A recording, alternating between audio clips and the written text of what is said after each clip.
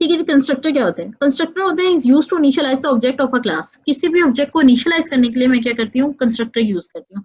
Is used to ensure that the object is in a well defined state at the time of a creation. कि मतलब जब मैं उस object को create कर रही हूँ वो एक प्रॉपर वेल डिफाइंड फॉर्म में है, जो भी मुझे उसकी डिटेल देनी थी वो सब की सब उसमें मौजूद है। किस मेंबर फंक्शन को असेस कर रहा है, क्या पैरामीटर्स दे रहा है और वगैरह वगैरह, या जिस चीज मर्जी चीज को वो असेस कर रहा है। ऑब्वियसली मेरे 8 से 10 सुपर पैरामीटर थे पर्सन के, CNC, name, ID, roll number वगैरह। वो नीचे से ऑब्जेक्ट किस किस को असेस कर रहा है, ठीक है, कौन कौन से पब्लिक वाले थे आए के सब उसकी स्पेसिफिक जो भी डिटेल है, ठीक है, वो सब क्या हो प्रॉपरली और एक्यूरेट हुई हो।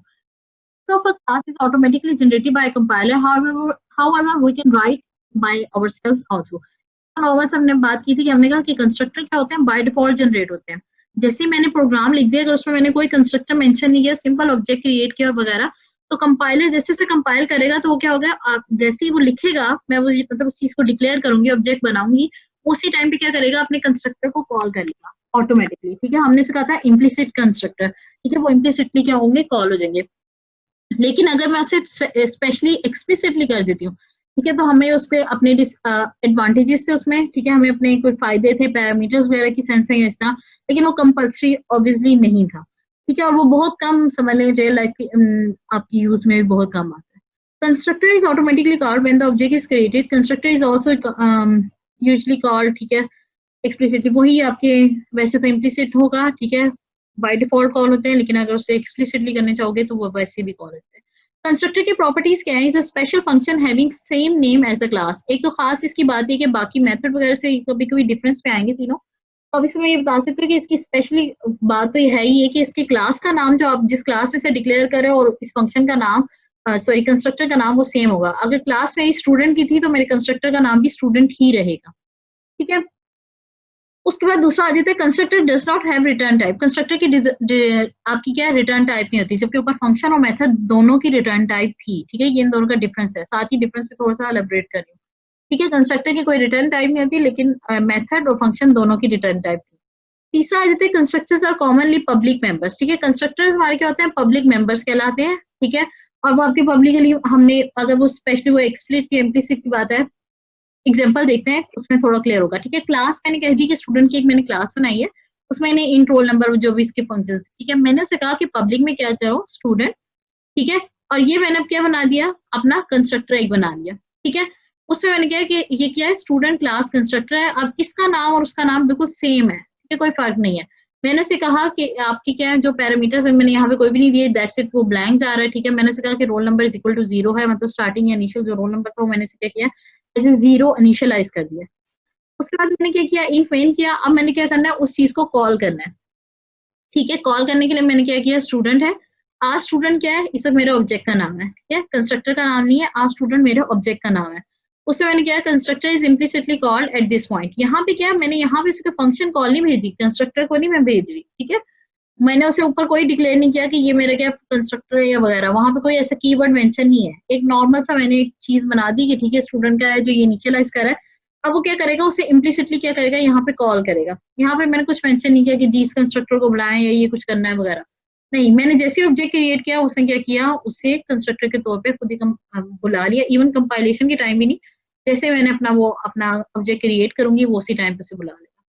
We can assure that the constructor is called automatically by adding the count statement in the constructor as shown below। वही बात बन गई कि जैसे मैं सी आउट की स्टेटमेंट ऐड करूंगी उसी टाइम वो क्या करेगा, उसे ऑटोमेटिकली कंस्ट्रक्टर बुला लेगा। मतलब कंपाइलेशन की टाइम की बात नहीं है, सिंपल सी आउट के टाइम की बात है कि मैं भी प्रिंट स्टेटमेंट अपनी लिख रही हूँ, प्रिंट एफ या सी आउट जो भी आप उसे यूज करें। ये नॉर्मल प्रोग्रामिंग लाइब्रेरी हमने बुला ली। ठीक है, उसके बाद स्टूडेंट एक क्लास मैंने डिफाइन कर दी स्टूडेंट के नाम से। ठीक है, उसमें मैंने क्या किया, पब्लिक, ये एक स्टूडेंट कंस्ट्रक्टर बनाया। ठीक है, सेम नेम और साइज सेम डिटेल के साथ, रोल नंबर मैंने कहा 0, और सी आउट मैंने किया I am a constructor of a student class. ठीक है, यहाँ पे मैंने क्या किया, उसे सिंपल सी आउट की एक स्टेटमेंट दे दी है कि जैसे मैं सी आउट की स्टेटमेंट दूं तो वो क्या उसे कॉल कर लेगा। बेसिकली उसने यहाँ पे कॉल कर लिया था, जैसे मैंने ये लिखा था ना ऊपर, ये जो मैं ऊपर हाईलाइट कर रही हूँ, स्टूडेंट और स्टूडेंट का ऑब्जेक्ट बन रहा है आज स्टूडेंट। जैसे मैंने उसे ये वाला हाईलाइट किया था ना, तो वो उसने कंस्ट्रक्टर को उसी टाइम पे कॉल कर लिया था। लेकिन मुझे ये वेरीफाई कैसे हो क्या है कि वो कॉल गई थी कि नहीं, ये मुझे तब वेरीफाई होगा जब मैं सी आउट की स्टेटमेंट करूंगी, क्योंकि सी आउट की स्टेटमेंट जब आएगी तो मुझे रिजल्ट शो करेगी और उस रिजल्ट से मुझे वेरीफाई हो जाएगा कि कंस्ट्रक्टर क्या हुआ था, कॉल हुआ था। जी हफ्सा। नेक्स्ट आ जाते हैं डिफॉल्ट कंस्ट्रक्टर्स क्या होते हैं। कंस्ट्रक्टर विदाउट एनी पैरामीटर और with all parameter it's with default value is called default constructor. तमाम वो कंस्ट्रक्टर जिसमें कोई पैरामीटर नहीं होते या सब के सब पैरामीटर्स होते हैं लेकिन उनकी वैल्यूज क्या होती हैं, डिफॉल्ट होती है। या तो पैरामीटर्स होंगे ही नहीं, ठीक है, और अगर होंगे भी तो क्या होंगे, उनकी वैल्यूज बाय डिफॉल्ट होंगी, ठीक है, तो वो क्या कहलाते हैं, डिफॉल्ट कंस्ट्रक्टर कहलाते हैं। ठीक है, वो डिफॉल्ट कंस्ट्रक्टर हमने क्या बताया कि कंपाइलर खुद बुला रहा होता है, हमने उन्हें कुछ नहीं बनाना होता, वो ऑलरेडी खुद ही बन जाते हैं। We do not define a default constructor, the compiler will generate a default constructor. In case मैं उस प्रोग्राम में अपना कंस्ट्रक्टर डिफाइन नहीं करी कि भाई बाय डिफॉल्ट जैसी ये काम हो, जैसी वो अपना ऑब्जेक्ट क्रिएट करे तो आपने क्या करना है, ये काम करना है, ठीक है, मैं उसे बाय डिफॉल्ट कोई कंस्ट्रक्टर वहां सेट नहीं करी, तो वो क्या करेगा, कंपाइलर खुद ब खुद ही उसका या अपने तौर पे ही उसका क्या करेगा, एक कंस्ट्रक्टर बाय डिफॉल्ट जनरेट कर दिया। Compiler generate default constructor is called implicit user return और default constructor is called explicitly। वही अगर compiler generate कर रहा है तो वो implicit constructor कहलाएगा या implicitly declare constructor कहलाएगा, और जैसे ही वो user करेगा तो वो explicitly कहलाएगा, ठीक है। This compiler created default constructor initialize the data member to their default values। ये compiler basically क्या करता है, जो compiler हमारे generate होते हैं वो initialize कर रहे होते हैं उस member को किसी उनकी default value पे। जैसे ऊपर roll number तो लिख रहे थे हम, लेकिन हम कभी ये नहीं लिख रहे थे रोल नंबर 0। जैसे ही कंस्ट्रक्टर या मैं जो ऑब्जेक्ट बनाती हूँ तो वो जब उसे रन करना शुरू करती हूँ या फिर मैं उस ऑब्जेक्ट की क्रिएशन आ गई है तो उसे क्या करेगा, roll number is equal to 0 कर देगा कि बाय डिफॉल्ट उसकी वैल्यू क्या होगी, 0। ऑब्वियसली उसके बाद जो भी आप इंटर करेंगे वो वैल्यू उसी कंसीडर करेगा, लेकिन बाय डिफॉल्ट उसकी क्या वैल्यू होगी, 0 होगी। इन केस अगर आप कोई वैल्यू डालते हैं तो उसकी वैल्यू 0 ही जाएगी। हम वैल्यू डिक्लेयर करने से हमारी मेमोरी स्पेस सारी ऑक्यूपाई हो जाती है कि आया कि वो इंटीजर टाइप का था, उसमें जितनी हमने मेमोरी स्पेस लेनी थी, 4 बाइट लेनी थी, 6 बाइट लेनी थी, जितनी अकॉर्डिंगली उसकी थी, ठीक है, तो वो सारी चीजें ना वहीं पे डिसाइड हो जाती हैं।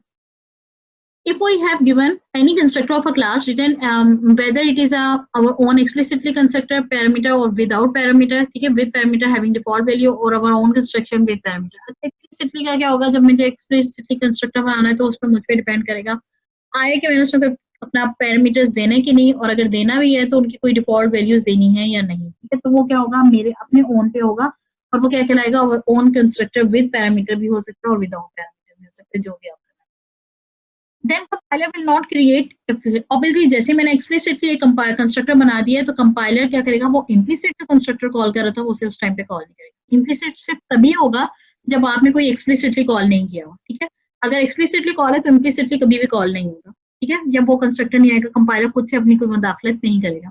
एग्जांपल देख लेते हैं, consider student class student below it has no constructor so compiler will generate one. अब ये एक स्टूडेंट क्लास दी है, इसमें हमने कोई कंपाइलर नहीं बनाया हुआ और कंस्ट्रक्टर नहीं बनाया हुआ, ठीक है, कंस्ट्रक्टर नहीं बनाया, हमने क्या किया, सिंपल एक रोल नंबर दिया है, करेक्टर की हमने डेटा टाइप बता दी कि वो नेम की डेटा टाइप है करेक्टर, ठीक है, आपकी सीजी पे है, वो फ्लोट में है वगैरह, और ठीक है, ये पब्लिक एसेस है। अब यहाँ पे देख लें पब्लिक के बाद उन्होंने सिंपल ही क्या किया, क्लास की ब्रैकेट बंद कर दी, यहाँ मतलब कोई कंस्ट्रक्टर नहीं दिया हुआ, ठीक है, अब कोई कंस्ट्रक्टर नहीं दिया, लेकिन जब मैं इस कोड को रन करूंगी, ठीक है,